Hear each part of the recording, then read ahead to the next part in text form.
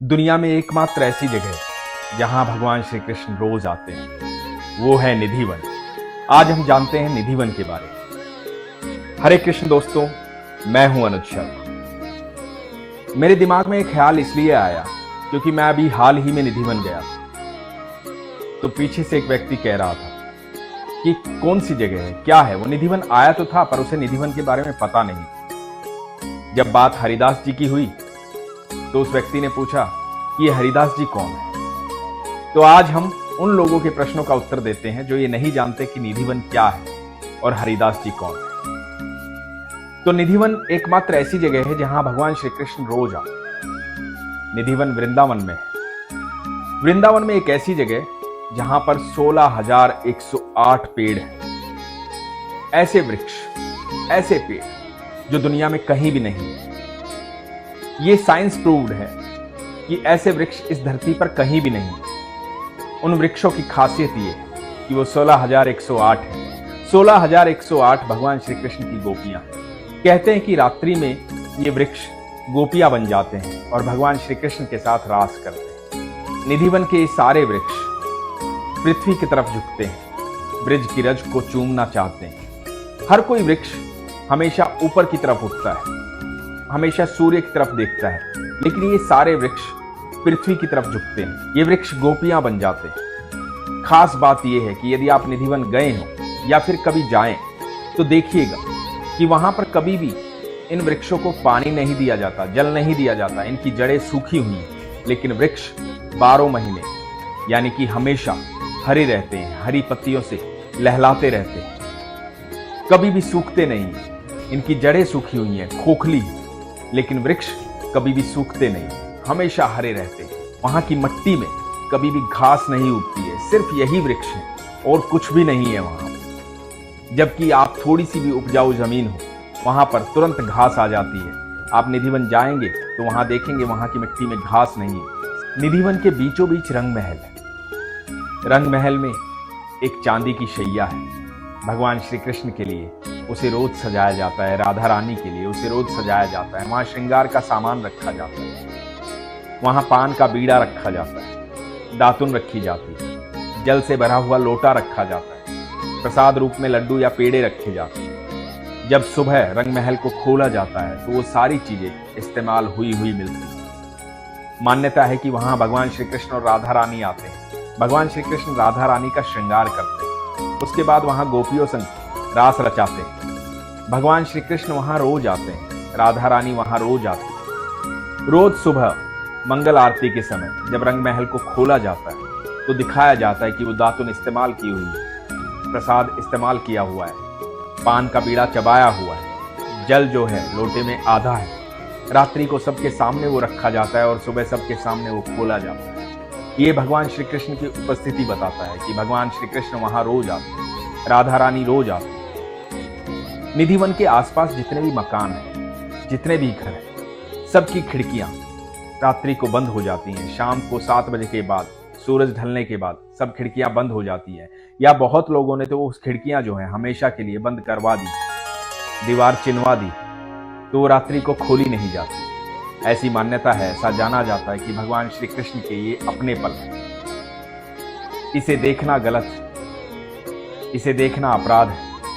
बहुत सारे लोगों ने ये प्रयास किया कि वो रात्रि में वहां रुके, निधिवन के अंदर रुकें और देखें कि भगवान श्री कृष्ण कैसे हैं, साक्षात दर्शन करें, राधा रानी के दर्शन करें। लेकिन सुबह वो मूर्छित अवस्था में मिले और कहा जाता है कि 2 दिन से ज्यादा वो लोग जी नहीं पाए। जब वो सुबह मिले तो उनके चेहरे पर एक मुस्कुराहट, और उसी मुस्कुराहट के साथ वो गोलोक को चले गए, उस दुनिया को छोड़कर चले गए। आप जब उस निधिवन में जाएंगे, आप वहां की ऊर्जा को महसूस करेंगे तो आपको समझ में आएगा कि वहां एक अलग ऊर्जा है। वहां भगवान का आना रोज होता है। जिन बाके बिहारी के दर्शन करने लाखों करोड़ों लोग आते हैं वृंदावन, वो बाके बिहारी का विग्रह जो वो निधिवन में अवतरित हुआ, प्रकट हुआ। हरिदास जी जो तानसेन के गुरु थे, संगीत सम्राट तानसेन के गुरु, हरिदास जी जैसा गाने वाला इस धरती पर कोई हुआ ही नहीं, कभी भी नहीं हुआ। कहा जाता है कि हरिदास जी को सुनने स्वयं भगवान श्री कृष्ण और राधा रानी आते हैं। भगवान श्री कृष्ण हरिदास जी के गायन को सुनकर ही विश्राम करते थे। रोज रात निधिवन आते थे राधा रानी और श्री कृष्ण को रास रचाते हुए। किसी ने देखा है तो सिर्फ हरिदास जी हैं। हरिदास जी ललिता सखी थे, भगवान श्री कृष्ण की सखी थी। उन्होंने जन्म लिया वृंदावन के पास और उसके बाद भगवान की तपस्या में पूरी जिंदगी गुजार दी। भगवान को राग सुनाए, भगवान को गायन सुनाए। श्री कृष्ण उनके संगीत से इतने प्रभावित हुए कि उनकी प्रार्थना पर जब उन्होंने कहा कि प्रभु आपको देखना चाहता हूं, सारी दुनिया आपके दर्शन कैसे करेगी कलयुग, तो भगवान वहां प्रकट हुए। वो प्रकाट्य रूप जो है, वो विग्रह जो है, वो है बाके बिहारी। बाके बिहारी भगवान श्री कृष्ण और राधा का मिलन है। भगवान श्री कृष्ण और राधा को एक साथ देखने के लिए हम बाके बिहारी का दर्शन करते हैं। तो निधिवन अपने आप में एक चमत्कारिक जगह है, रहस्य से भरी हुई।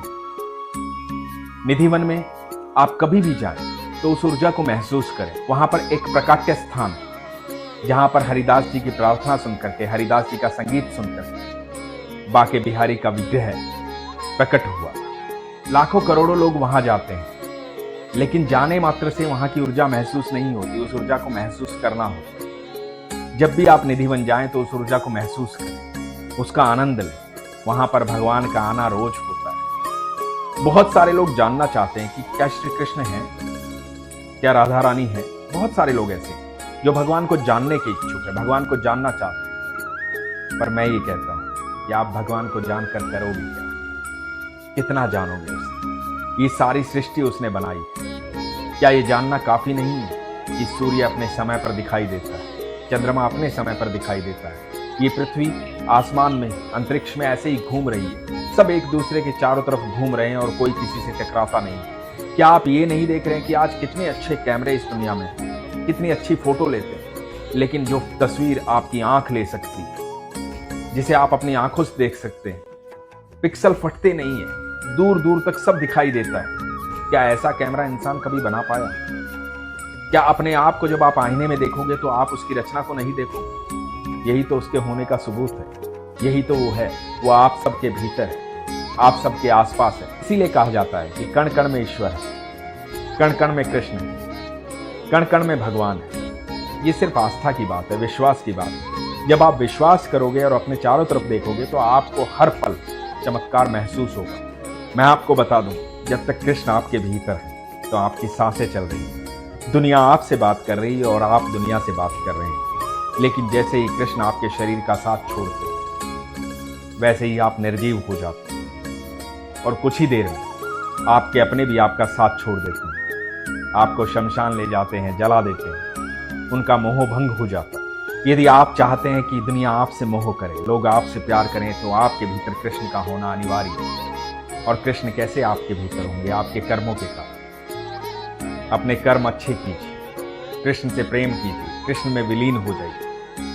श्री कृष्ण आपको ऐसा मौका देते हैं कि आप उनके भीतर विलीन हो जाएं। वो आपके कर्मों के द्वारा आप हो सकते हैं। इसलिए अपने विश्वास को हमेशा मजबूत रखें, अपना ख्याल रखें। हरे कृष्ण।